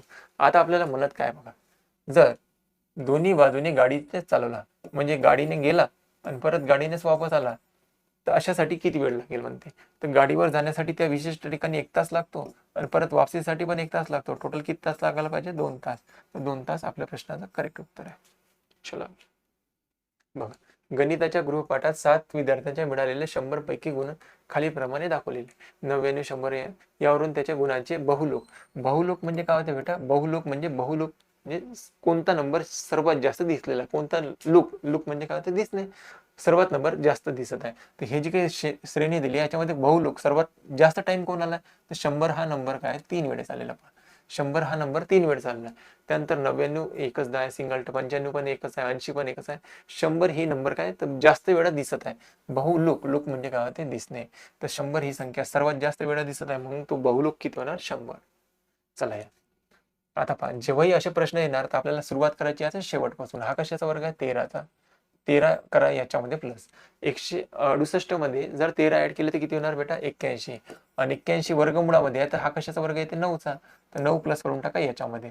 तर 40 आणि 9 किती येते 49 आणि 49 कशाचा वर्ग येते 7चा. इथपर्यंत जी काही घटना आहे आपलं उत्तर किती आलं 7. म्हणजे असं म्हणू शकतो मी रूट मध्ये x प्लस आहे 7. ठीक आहे, क्लिअर आहे. बरोबर इथे दिला आपल्याला 11. x ची किंमत काढायची आपल्याला. हा रूट कॅन्सल करतो तर याला वर्गमूळ लावतो. तिथं झाला x प्लस 7 बरोबर 121. तर x बरोबर किती येणार 121 मायनस होणार 7. तर x बरोबर 121 मधून 7 मायनस झालं तर राहते 114. तर x ची किंमत किती येणार 114 आहे ऑप्शन 114. चला 80 रुपये किलो कांदा आणि 60 रुपये किलोचा कांदा यांचे मिश्रण केले 72 रुपये प्रति किलो या दराने विकले. तर 80 रुपये आणि 60 रुपये किलोच्या कांद्याचे गुणोत्तर सांगा किती. मिश्रणवर आधारित प्रश्न होता. एक आहे 2 व्हेरायटीचे कांदे, एक 80 रुपये किलो आणि दुसरा आहे बेटा 60 रुपये किलो. असे 2 व्हेरायटीचे कांदे. तर या दोन्ही किमतीला आपण एका विशिष्ट किमतीने विकले. जो काही कॉमन नंबर असते ना तो लिहित असतो आपण मधात. तर बघा यांचे मिश्रण काय 72 रुपये केजी. जो मिश्रणवाला डाटा राहतो तो लिहायचा मधात. तर होते काय, तर या 2 नंबर मधला फरक इथे लिहायचा, या 2 नंबर मधला फरक इथे लिहायचा. पहा, तर 80 आणि 72 याच्यामध्ये फरक किती आहे, 8चा. तर 72 आणि 60 मध्ये फरक कितीचा आहे, ते 12चा. यांचा काढा रेशो. आता तुम्ही यांचा रेशो जर काढला 4 2 8 आणि 4 3 12. 80 रुपये किलो आणि 60 रुपये किलो कांद्याच्या संख्येचे गुणोत्तर किती आहे, 3:2. तर 3:2 आपल्या प्रश्नाचा करेक्ट उत्तर होतो. ठीक आहे, हे सर्वचे सर्व प्रश्न होते आता गणिताचे. आता इथून सुरू होणार आपले बुद्धिमत्तेचे प्रश्न. खालीलपैकी कोणत्या वेळी घड्याळातील तास काटा आणि मिनिट काटा यांच्यात 155 डिग्री मापाचा कोन बनेल. तर बघा, ह्या पेपरमध्ये प्रश्न काय झाला होता, इथे मी 50 दिलं होता, परंतु हे उत्तर आता तुम्ही असं करून टाका. ठीक आहे, इथे 4:51 केलाय, 4:51 नंतर 7:10 आहे, 8:10 आहे, नंतर 3:30 आहे. मी या ऑप्शन मध्ये फक्त चेंज केला, तो थोडासा प्रिंटिंग मिस्टेक झाला होता. आता 155 डिग्रीचा कोन बनते म्हणतात, तर किती वाजता बनेल. तर पहिला ऑप्शन दिलाय 4:51. तर 4:51 ला चेक करायचं आपल्याला. तर आपण काय करायचं, जो काही तास राहते आणि हा झाला मिनिट, हा झाला तास, तर तासाला गुणाचा आपण 30ने. तर 30ने जर गुणाकार केला तर 120 झाला. आणि जे काही मिनिटं राहते त्याला गुणाचा 5.5 ना, म्हणजे 51 गुणिला जर मी 5.5 केला, 5.5 ने परमनंट, तासाला गुणाचं 30ने आणि जो काही मिनिटं राहणार त्या मिनिटाला गुणाचं 5.5 ने. 5 1 5 5 5 25 0, 5 1 5 5 5 25. इथे येणार 5 10 0 हाताला 1 8 आणि 2. इथे पॉईंट नंतर एक संख्या म्हणजे इथे येणार. तर 280 आला हा 280.5. आता काय करायचं, या दोघांची वजाबाकी. तर 280 मधून तुम्ही खरं सांगा, जर 120 मायनस झाले तर आपला 155 डिग्री राहते का, नाही सर, ते कॅन्सल झालं. मग आपल्याला दुसरं चेक करावं लागेल. तर हे तर ऑप्शन येऊ नाही शकत 155 डिग्री. दुसरं ऑप्शन आहे 7:10. हा आहे तास आणि हा आहे मिनिट. तर तासाला मी सांगितलं 30ने गुणाकार करायचा आणि मिनिटाला आपण 5.5 ने गुणाकार करायचा. जे काही उत्तर येणार त्याची वजाबाकी करायची. तर 7 गुणिले 3 म्हटलं तर किती, ते 21. 210 ला गुणाकार, या दोघांचा गुणाकार केला तर तो किती, ते 55. आता 210 आणि 55 या दोघांची वजाबाकी करा. 210 आणि 55 या दोघांची वजाबाकी जर केली तर किती, ते 155. ते 155 डिग्रीचाच पाहिजे होता आपल्याला. किती वाजता बनेल, 7:10 ला. किती वाजता बनेल, 7:10 ला. चलो आगे चला. इथे दिला आहे 10 100 200 आणि 310.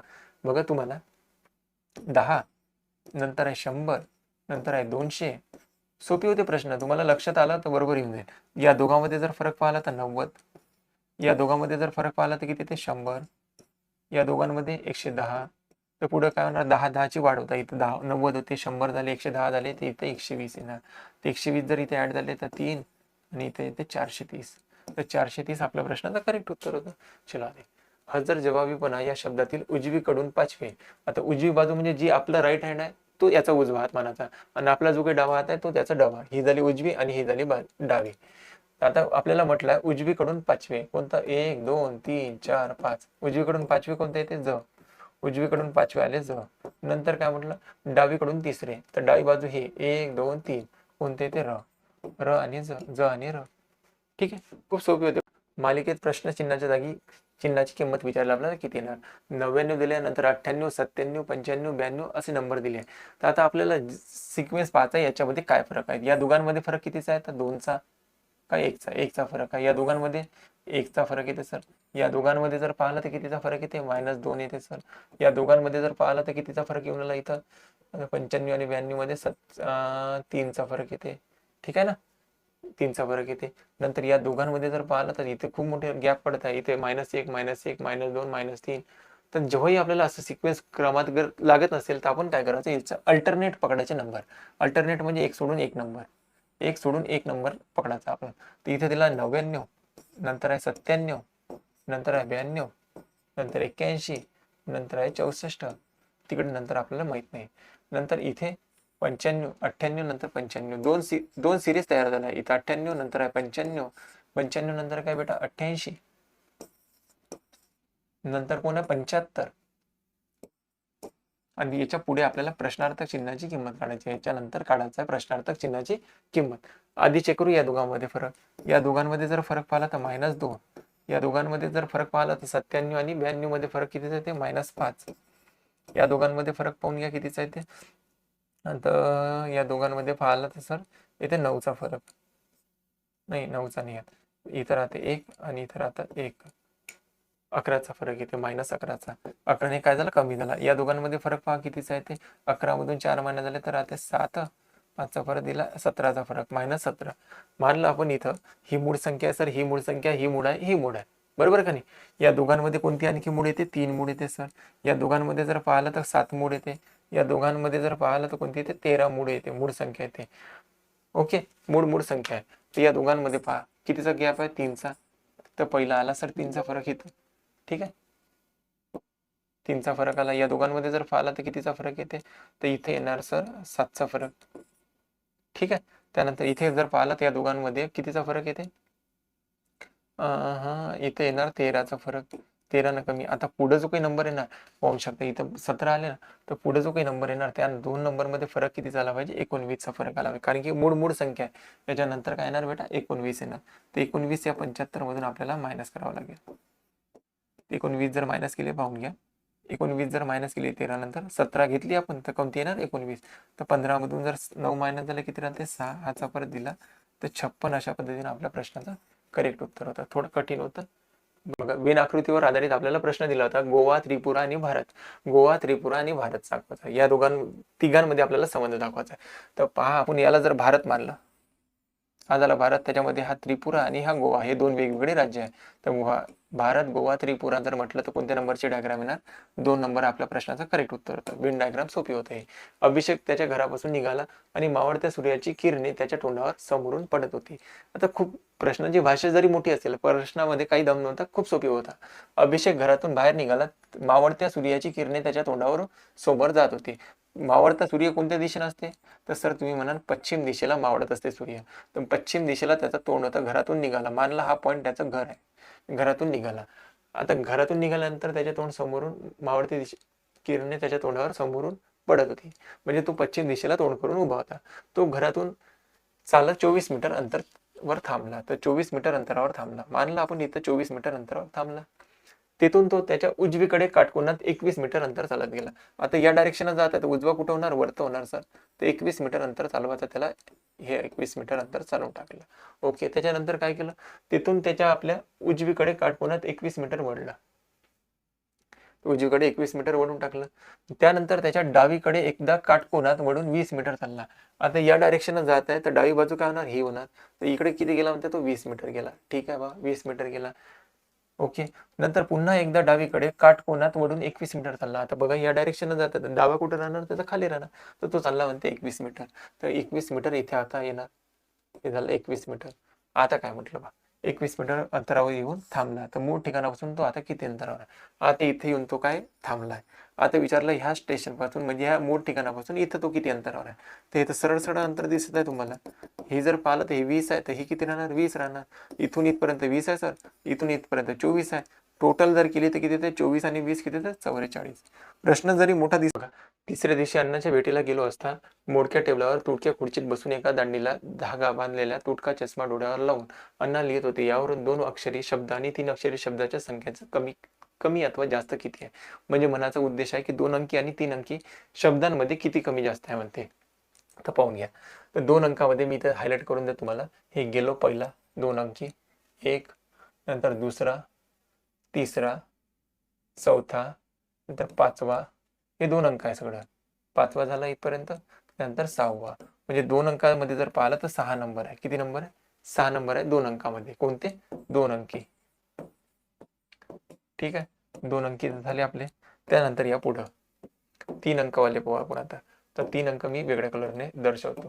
तर 3 अंकवाले कोण आहे, 1, हा एक शब्द झाला, 3 अंक आहे. 2, इथं 3च अंक आहे. 4, नंतर हा 5, त्यानंतर 6, त्यानंतर 7, 3 अंकवाले.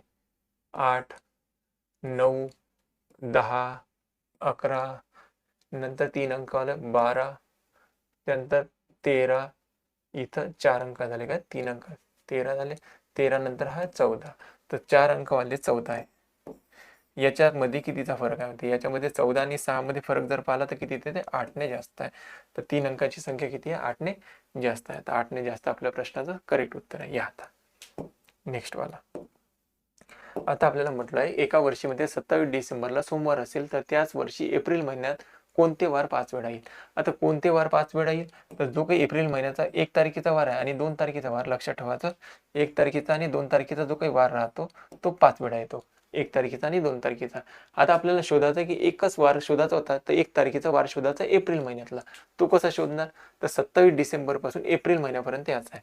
तर पहा एप्रिल, मे, जून, जुलै येते, ऑगस्ट, सप्टेंबर, ऑक्टोबर, नोव्हेंबर आणि इथे डिसेंबर. तर डिसेंबरचे किती दिवस दिले, 27 डिसेंबर पर्यंत. हे 27 दिवस झाले बेटा, हे 27 दिवस. नोव्हेंबर येते 30 दिवसाचा, ऑक्टोबर येते 31 दिवसाचा, सप्टेंबर येते 30 दिवसाचा, ऑगस्ट येते 31, जुलै येते 31 दिवस याचे. त्यानंतर जूनचे येते 30 दिवस, मेचे 31 दिवस आणि याचे 1 तारखेपर्यंत जायचं, तर 30 दिवसाचा एप्रिल महिना येते, तर आपण याचे 29 दिवसच मानू. आता पहा, आता काय करू शकतो याच्यात, यांना 7 भाग देऊन तुम्ही रिमाइंडरही काढू शकता, तसंही चाललं असतं. इथे 7 भाग दिला तर किती होणार, 7 त्रिक 21, 7 चोक 28 होते तर 1 राहते. इथं 7 चोक 28 म्हटलं तर इथं राहते 3. इथं 3 दिवस जास्त, इथं 2 दिवस जास्त, इथं 3 दिवस जास्त, इथं 3 दिवस, इथं 2 दिवस, इथं 3 दिवस, इथं 2 दिवस जास्त. 7 चोक 28 होते, 7 त्रिक 21, इथं 6 दिवस जास्त. आता इथं यांची जर बेरीज 7च्या मल्टिपलमध्ये येत असेल तर तिथं ते काय करा, कॅन्सल करा. आता हा 1 मायनस झाला आणि 7, या दोघांची बेरीज किती झाली, 7. आपण कॅन्सल करून टाकले. आणखी सर इथं असं होऊ शकते 3 आणि 2 5, 5 आणि 2 7 कॅन्सल झाले. आणखी काही कॅन्सल होते का, नाही. आता कॅन्सल नाही होत. आता गुणाकार बेरीज करून घ्या. 3 आणि 3 6, 6 आणि 3 9, 9 आणि 2 किती होते, 11. 11ला जर आपण 7ने भाग दिला तर बाकी किती राहतात, 4. परंतु लक्षात ठेवायचा, डिसेंबरचा दिला आपल्याला आणि मागं येत आहे, तर 4 दिवस आपल्याला मागं या लागेल. तर जो काही 27 डिसेंबरला सोमवार होता, सोमवारपासून आपल्याला मागं जात आहे 4 दिवस. तर मागं जाता बेटा 4 दिवस, तर मागं जाण्यापेक्षा तुम्ही काय करा, 3 दिवस पुढे चला. 4 आणि 3 किती होते, 7. कारण की 4 दिवस मागं जाणे का आणि 3 दिवस पुढे जाणे का सारखाच दिवस येते. तर सोमवारपासून 3 दिवस पुढं, सोमवार नंतर मंगळवार, बुधवार, गुरुवार. तर आपल्या प्रश्नाचं उत्तर किती येणार, गुरुवार. तर गुरुवार असणार 1 एप्रिलला आणि तोच वार काय येणार, 5 वेळा येणार. बघा, आता आपल्याला इथे दिला अर्थपूर्ण शब्द तयार करायचा. तर याच्यापासून अर्थपूर्ण शब्द तयार होते, जल तरण. जलतरण हा एक अर्थपूर्ण शब्द तयार होते याच्यापासून. तर आता याच्यात काय म्हटलं, ह्या आता शब्द तयार होते. या शब्दातील मध्यभागी येणाऱ्या अक्षराच्या डावीकडे लगतचे पहिले अक्षर सांगा. मध्यभागी कोण येते, 1 2 3 4 5. आता हा मध्यभागी येते त आणि तच्या कुठे पाहिजे आपल्याला, डावीकडे म्हणजे या बाजूनं. तर कोण येणार, तच्या डाव्या बाजूनं ल येणार. तर ल अक्षर आपल्या प्रश्नाचं करेक्ट उत्तर. चला, खालील संख्या मान्य याच्यात विचारलं आपल्याला या प्रश्नार्थक चिन्हाची किंमत किती. तर पहा, आता ह्या प्रश्नार्थक चिन्ह इथं झाले 116. तर 116 आले कसं असेल, 3 आणि 5 पासून 116 बनवायचे आहे. तर पहा, या 3चा वर्ग करा आणि 5चा घन करा. तर 5चा घन होते 125 आणि 3चा वर्ग होते 9. या दोघांमध्ये जर फरक पाहिला तर 116 बनतात. म्हणजे म्हणत आहे या संख्येचा घन करा आणि या संख्येचा वर्ग करा, तर आपल्या या दोघांमध्ये फरक पहा. सेम इथे करून बघू आपण. 9चा वर्ग होते 81 आणि 7चा घन होते 343. या दोघांची जर वजाबाकी केली, 3 मधून 1 महिना झाला तर 2 आणि 12 मधून 8 महिने झाले तर 14 मधून 8 महिने झाले तर किती राहते, 6 आणि 2 राहणार 262. टेस्ट करावं लागेल इथे पहा. 8चा वर्ग किती, 64. त्यानंतर 6चा घन किती, ते 216. या दोघांची वजाबाकी करायची. या दोघांची काय करायची, वजाबाकी. 14 मधून 16 मधून 6 मधून जर 4 महिने झाले तर 2 आणि 11 मधून 6 महिने झाले तर 5. हातचा वापस दिला तर 152 याला पाहिजे. या प्रश्नार्थक चिन्हाची किंमत किती, 152. चलो आगे, चलो नेक्स्ट. विसंगत पद ओळखायचं आपल्याला कोणते ना. आता इथे खूप सोपी होतं. 401, 441, 484 आणि 657. हा कोणत्या संख्येचा वर्ग नाही, ही वर्ग आहे, ही वर्ग आहे, ही वर्ग आहे. तर 657 आपल्या प्रश्नाचं करेक्ट उत्तर आहे. चलो आगे. काही मुलींच्या ओळीत एका टोकाकडून यास्मिन 7वी आहे आणि दुसऱ्या टोकावरून 11वी आहे. आता राईट कडून पण दिली आहे आणि लेफ्ट कडून पण दिली आहे. या दोघांची बेरीज करायची. टोटल जर काढायची असेल आपल्याला, राईट नंबर लेफ्ट वाला आणि मायनस करायचा 1. तर एका टोकाकडून 7वी आहे म्हणते, दुसऱ्या टोकाकडून 11वी आहे. तर 7 आणि 11 या दोघांची बेरीज केली तर 18, मायनस करा 1. तर टोटल त्या रांगेमध्ये किती लोक असेल, 17 लोक असेल. ठीक, चलो आगे. प्रत्येक तासाला घड्याळ त्यावेळी जितके वाजले असतील तितके टोल पडतात. तर म्हणजे 1 वाजला तर 1 टोल, 2 वाजले असेल तर 2 टोल. तर अशाच प्रमाणे 24 तास एकूण किती टोल होतील. आता 24 तासाची तर घड्याळ आहे, परंतु मुळात घड्याळीमध्ये किती आकडे असतात? 12च आकडे असतात. 24 आकडे असतात का? नाही. आता आपल्याला म्हणायचं की एक पहिला टोल पडला तर एकदा वाजेल, दुसरा वाजेल तर दुसरा पडला तर 2 वाजेल, असं म्हणायचं आहे त्याला. 3 वाजले तर तिसरा टोल वाजेल, 3 टोल वाजेल. तर असंच आपल्याला 1 2 3 अशी कुठपर्यंत बेरीज करावं लागेल? 12 पर्यंत. कारण की घड्याळीत 12 पर्यंतच नंबर असतात. तर आता 1 पासून 12 पर्यंतच्या नंबरची बेरीज करायची आहे. तर ह्या क्रमांक संख्या यांची बेरीज करताना काय करत असतो आपण? 12 गुणिला एक पुढचा नंबर 13 भागेला 2 गुणिला 2 केलं, भाग दिला तर येणार 6. 13 कम किती झाले? 78. हे तर झालं 12 तासामध्ये. किती तासामध्ये? 12 तासामध्ये म्हटलं आपल्याला. बरं, 12 तासामध्ये 78 वेळा टोल होतील. तर आता आपल्याला विचारलं होतं 24 तासामध्ये सांगा. तर हे 12ची याची दुप्पट करायची आहे. 24 तास. तर 78ची पण दुप्पट करून टाका. 78 दोन्ही किती होते? 156. तर 156 आपल्या प्रश्नाचं करेक्ट उत्तर येणार. चलो आगे. ठीक आहे. चलो नेक्स्ट. खालील आकृतीमध्ये त्रिकोण किती आहे? तर त्रिकोण मोजून पाहू आपण आता याच्यात. त्रिकोणाची संख्या पाहायची आपल्याला किती येते. बघा त्रिकोण दाखवतो आता किती. तर पहिला त्रिकोण कोणता? तर पहिले तर आपण या भागातले पाहून या भागातला नंतर पाहू. तर पहिला हा त्रिकोण 1, त्याच्यानंतर हा दुसरा, नंतर हा एक तिसरा, ओके, नंतर हा एक चौथा. हे झाले 4. 4 या बाजूनं तर 4 या बाजूनं, 4 या बाजूनं तर 4 या साईडनं. ओके, 4 आणि 4 झाले 8. 8 झाल्यानंतर 4 या बाजूनं 4 या बाजूनं, ह्या मधातलं सेंटर 4 इकडे 4 इकडे, 4 आणि 4 8 झाले. 8 आणि हा एक 9. ठीक आहे. 9 नंतर हा एक खाली 10. हे झाले सर 10. ओके इथपर्यंत. हे झाले 10. 10 नंतर पहा आता आणखी 10 नंतर आणखी कोणता? हा सर एक 11वा आणि हा एक टोटल मोठा जर पाहिला तर हा 12वा. या 12च्या व्यतिरिक्त इथं त्रिकोण नाही आहे. टोटल त्रिकोणाची संख्या किती आहे? 12. आगे नेक्स्ट. पुढील संख्या मालिकेत श्रेणीतील कोणते पद येणार म्हणते आपल्याला. तर पहा 13 नंतर काय? 17. याच्यामध्ये गॅप किती आहे? 4ची. त्याच्यानंतर गॅप किती आहे? 4ची. परत गॅप किती आहे? 4ची. परत गॅप येणार 4ची, म्हणजे इथे येणार 29. सोपी आहे प्रश्न. चलो बघा इथं म्हणत आपल्याला प्रश्नार्थक चिन्हाची किंमत किती असेल. आता या सर्व नंबर पासून आपल्याला 300 तयार करायचा आहे. या सर्व नंबर पासून आपल्याला 47 आणि ते प्रश्नार्थक चिन्हाची किंमत काढायची आहे. तर काय करू शकतो आपण? तर आधी काय करू आपण? या दोघांचा गुणाकार.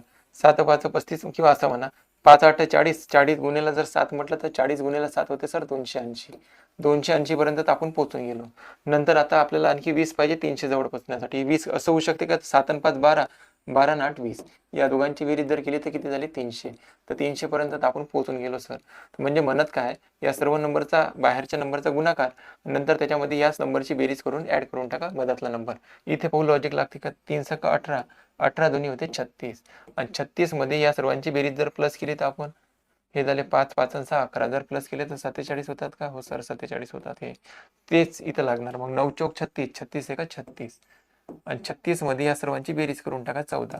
14 जर ऍड केले तर आपल्याला किती होणार? 50. तर 50 असेल प्रश्नार्थक चिन्हाची किंमत. ठीक आहे. चलो आगे. विसंगत दिशा निवडायची आहे. पूर्व आहे, उत्तर आहे, दक्षिण आहे, आग्नेय काय? तर उपदिशा आहे. इथे आग्नेय विसंगत आहे. घड्याळात म्हणते 9 वाजता तास काटा आणि मिनिट काटा याच्यात किती अंशाचा कोन असेल? तर हे सोपी आहे. तर 90 अंशाचा कोन असेल. ठीक आहे. चलो आगे. जर इंग्रजी उलट्या क्रमाने लिहिल्यास तर खालील प्रमाणे कोणते अक्षर 14व्या क्रमांकाचे येईल? तर तो उलट्या क्रमाने लिहित आहे म्हणजे तो लिहित आहे ए बी, थांब ना, B C D E F G H I J K L M N O P Q R S T U V W X Y आणि झेड. आता उलट्या क्रमाने म्हणजे इथे 1 2 3 4 5 6 7 8 9 10 11 12 13 आणि इथं काय येणार? 14. आणि आपल्याला विचारत आहे 14व्या क्रमांकावर. 14व्या क्रमांकावर कोण येणार बेटा? यम येणार. तर यम आहे का कुठे प्रश्नामध्ये? नाही. तर यापैकी नाही. या प्रश्नाचं करेक्ट उत्तर होतं. ठीक आहे मित्रांनो, अशा पद्धतीने आपला पेपर होता. तर पेपर तुम्हाला कसा वाटला तुम्ही सांगू शकता. तुमच्या कमेंट नक्की त्या शेअर करत राहा. तुम्हाला पेपरचं विश्लेषण आवडत असेल, आणखी काही अडचण असेल तर तुम्ही काय करा, या मोबाईल नंबरवर देतो मी. या मोबाईल नंबरवर तुम्हाला जर पेपर हवा असेल तर या मोबाईल नंबरवर व्हॉट्सअप नंबरवर तुम्ही कॉल करू शकता किंवा मेसेज, कॉल नका करू, व्हॉट्सअप करू शकता. 97 66 77 30 41 हा जो काही नंबर आहे या नंबरवर तुम्हाला जर पेपरची PDF लागत असेल तुम्ही नक्की कळवा. तुम्ही आणखी कोणत्या गावामध्ये हा पेपर कंडक्ट करायचा असेल, तिथे व्यवस्था करायची असेल, तिथे व्यवस्था करून घेऊ आपण. तुम्ही या नंबरवर तुम्हाला मेसेज टाकू शकता आणि त्या ग्राउंडचा पत्ता वगैरे देऊ शकता. ठीक आहे. हा आपला पेपर रविवारी असतो सायंकाळी 4 वाजता. तुम्हाला विश्लेषण कसं वाटलं असेल तुम्ही कमेंट बॉक्समध्ये नक्की सांगायचं आहे. भेटू पुढच्या लेक्चरमध्ये. जय हिंद.